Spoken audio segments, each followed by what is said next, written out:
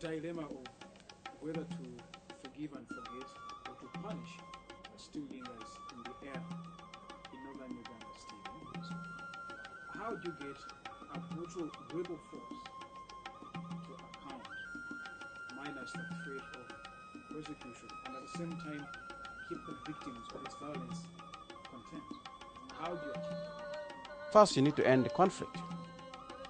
You cannot hold someone who is harmed and dangerous to account. And that has been the story of the LRA war, spanning now 28 years with no signs of an end. And to many observers, the LRA conflict has become a war without end. And this has been a very defining characteristic of this war. All that has happened in the course of the last 28 years has been a surge and a reduction in the levels of violence. And of late, we have seen the conflict changing territories. But that does not mean that the conflict is over. And sincerely, I think it has proven to be very difficult to discuss the questions of holding the key perpetrators to account when you have to trade off and probably get some form of cooperation to reduce the impact of the conflict itself. And that has been the case in northern Uganda. The questions around amnesty, for example, was an outcome of the realization that militarily we may not be able to end this war, and it had taken about 23 or 24 years before we agreed to negotiate in Juba.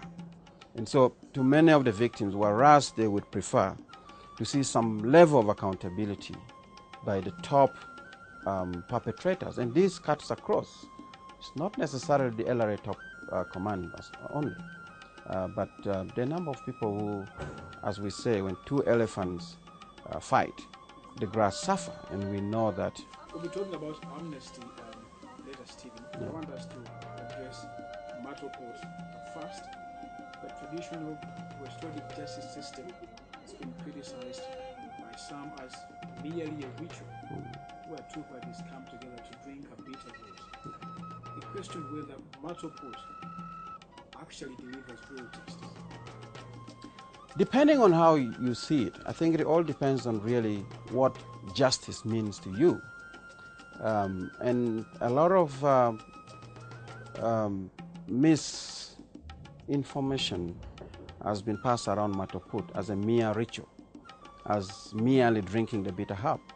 But that's not the case. If you take time to understand the jurisprudence of Matoput, it is a very complex justice system which requires acknowledgement by the perpetrator of the violence. It requires truthfulness in terms of confession of what really happened. It requires dialogue between the families or the clan of the perpetrators and the clan of the victim. It requires compensation, and Matoput cannot take place without compensation. In fact, if there's a reason why there has been challenges in terms of widespread implementation of Matoput, is because of compensation. Until compensation has been agreed, has been accepted, has been paid, there cannot be a Matoput. So the real Matoput, which is the name of this elaborate process, but on many occasions has been used as the content of the process, is at the tail end.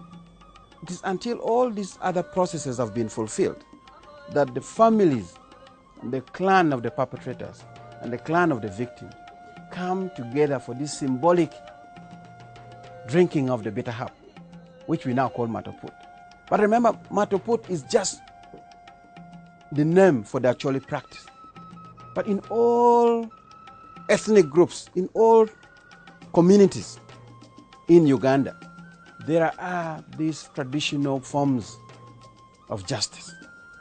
Whether you go to Lango, they call it Kaichuk, you go to Teso, it's called Ailuch, Even if you come to Buganda here, and we at the Refugee Law Project did a research in early 2008 where we tried to map out, identify the similarities across all these communities within Uganda. Theirs go by different names, but the principles behind it are all the same. The practice is the same. They might not drink the bitter herb at the end of it, but they have some symbolic demonstration of closure. And that is what Matoput does, to say, after all these principles, after all these steps have been taken, we today agree to start afresh. Remember, the bitterness of the conflict will separate clans and families and individuals. So the bitterness of the Oput roots is to signify the bitterness of conflict and to demonstrate to the whole community that now we have come to an end of this bitterness. Some stakeholders in the conflict have been arguing that international criminal court indictments against Kon and his troop commanders have to be quashed in the interest of peace.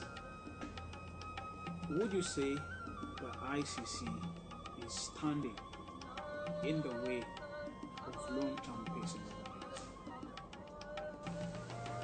I would say the damage of the ICC has already been done.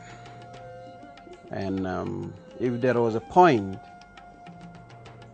where the ICC could have really made a big difference, I would argue that was right about 2006, 2007, during the Juba peace process.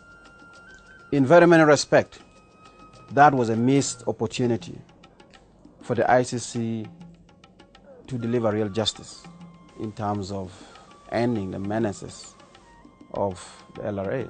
We wouldn't be crying of the thousands of civilians who are being displaced in the Central African Republic, in South Sudan, and parts of Central African Republic, had we found a lasting solution in Juba. And what did the ICC do? In Juba, the greatest concern in the minds of the LRA, and I would hasten to say even the government of Uganda, was the ICC. And you see, a court like the ICC is more like a double-edged sword in terms of sustainable peace building. It could have, and I think it did, play a big role in motivating the parties, both the government of Uganda and the LRA, to the Juba peace talks. It was very clear in their minds that we cannot predict in what direction ICC's investigation can go. So it was the high time they stopped that conflict.